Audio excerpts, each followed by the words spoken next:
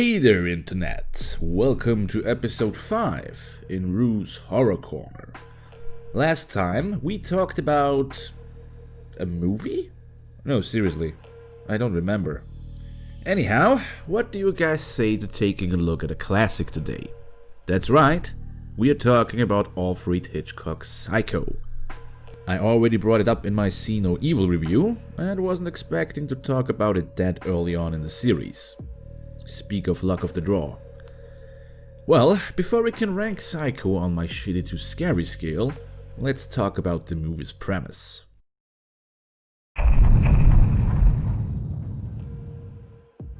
Psycho starts with a pretty intense title crawl, giving us a taste of Bernard Herrmann's great score.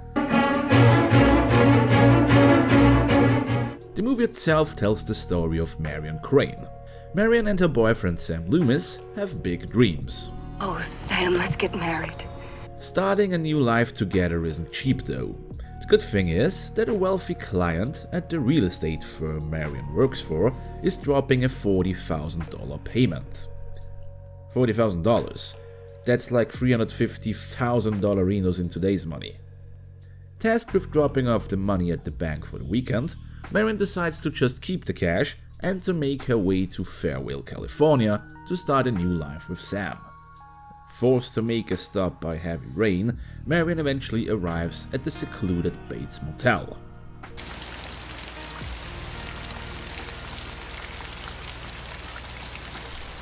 Ooh, ominous. Marion and the audience are now introduced to the motel's manager. Thank you, Mr. Bates. Norman Bates. The shy young man takes a liking to Marion and even invites her to dinner. Sadly, his mother isn't a fan of that idea. No, I tell you, no. I won't have you bringing strange young girls in for supper. By candlelight, I suppose, in the cheap erotic fashion of young men with cheap erotic minds. Mother, please. We still get to know Norman a little bit better. He's a big fan of taxidermy. My hobby is stuffing things. If you know what I mean. And the relationship with his mother Norma seems to be an odd one. She had nothing left. Except you. Well, a son is a poor substitute for a lover. Well, a boy's best friend is his mother.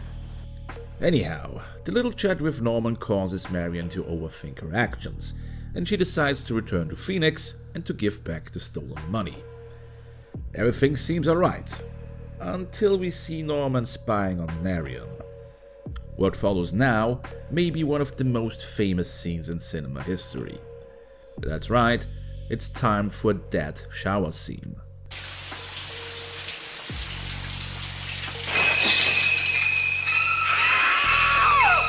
I would really like to show you the whole thing, since it's that good.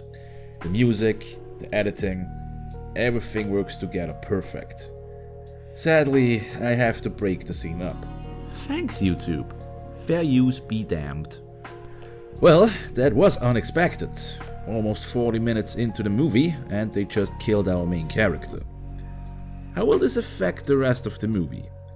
Let's take a small breather and find out.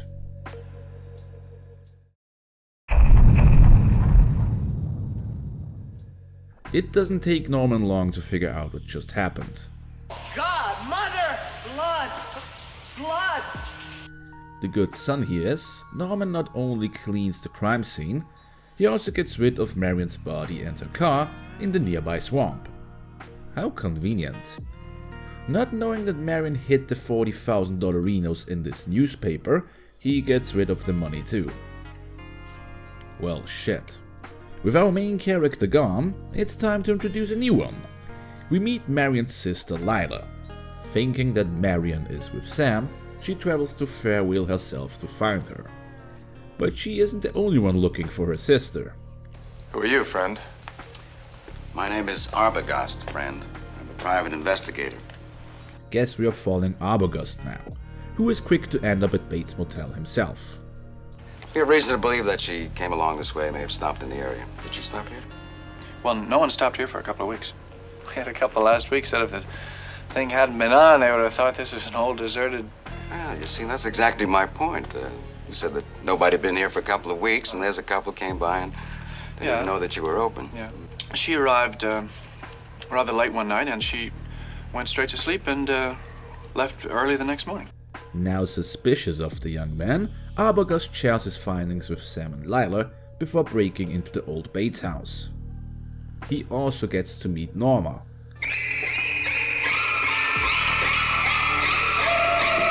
Oh, come on! I just processed the loss of Marion. Now you get rid of the next character? Alarmed by Arbogast's sudden disappearance, Sam and Lila jump into action themselves and have a chat with Deputy Sheriff Chambers, who has some weird things to say. Norman Bates's mother has been dead and buried in Green Lawn Cemetery for the past 10 years. Assured that something went down at Bates Motel, Sam and Lila decide to check it out themselves. Posing as a couple, they manage to sneak into Marion's room, which is unlocked for some reason. Sam, look. What is it? It's figuring. It didn't get washed down. Look, some figure has been added to or subtracted from 40,000. That proves Marion was here to be too wild to go. Bates never denied she was here. Time for the climax of the movie. While Sam tries to distract Norman, Lila is able to make her way into the Bates house to talk to his mother. Sam confronts Norman about Marion's disappearance, and things don't go too well.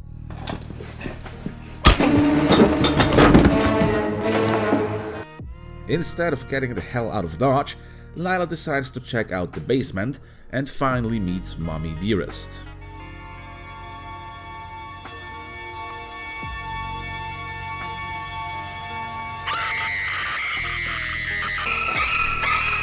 Okay, that's creepy as heck. The movie ends with an explanation for Norman's behavior.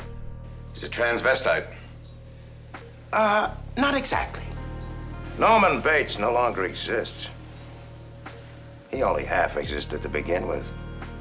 Not only did he kill his mother and her lover out of jealousy 10 years ago, he also created an alternate personality, going so far as to speak in his mother's voice to keep her alive in his mind. We get this really creepy monologue and shot of Norman. I hope they are watching. They'll see. They'll see and they'll know, and they'll say, why, she wouldn't even harm a fly. And we're done.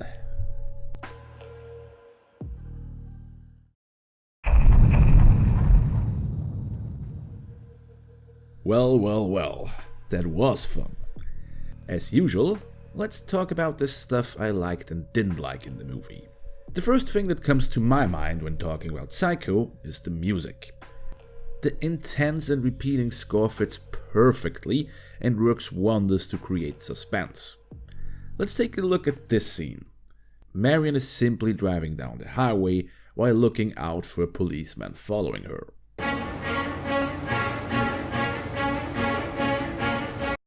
Now tell me the second option doesn't feel more intense.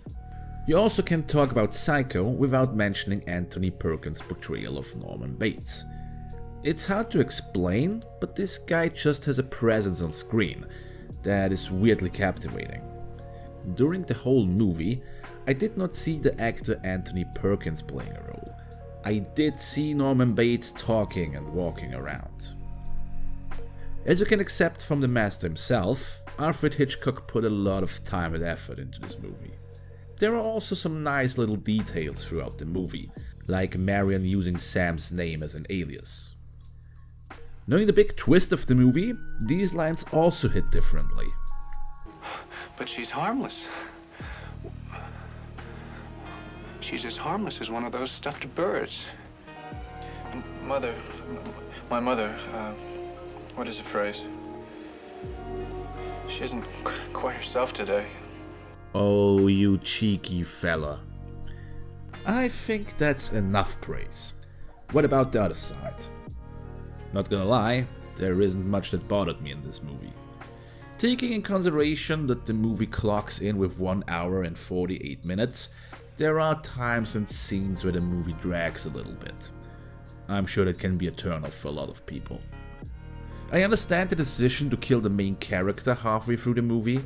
It's meant to shock and subvert your expectations, but after Marion is gone, it's a little bit hard to warm up to the new characters, especially since we haven't met them before and know practically nothing about them. Other than that, there isn't much I can fault this movie for. Guess it's time to rank this movie. I declare Psycho to be spooky scary. I know, how dare I not to give this the highest possible ranking. Hear me out first. There is no doubt that almost everything in this movie is great. The story, the execution, the music, the direction, the performances, all of that is great. And let's not forget the boundaries it broke. Psycho was one of the first movies to show an unmarried couple in bed. It was one of the first movies to show a woman in her bra. And let's not forget this shocking scene. Yeah, that's right. Psycho was the first movie to show a flushing toilet. And apparently people didn't like that. There is no doubt that Psycho is one of the most influential and best movies out there. It's regarded as one of the first slasher movies ever, and definitely deserves its reputation.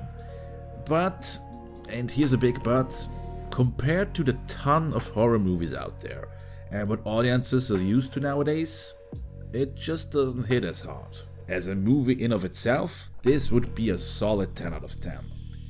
As a horror movie, which is the subject of the series, I just can't give it the highest ranking possible.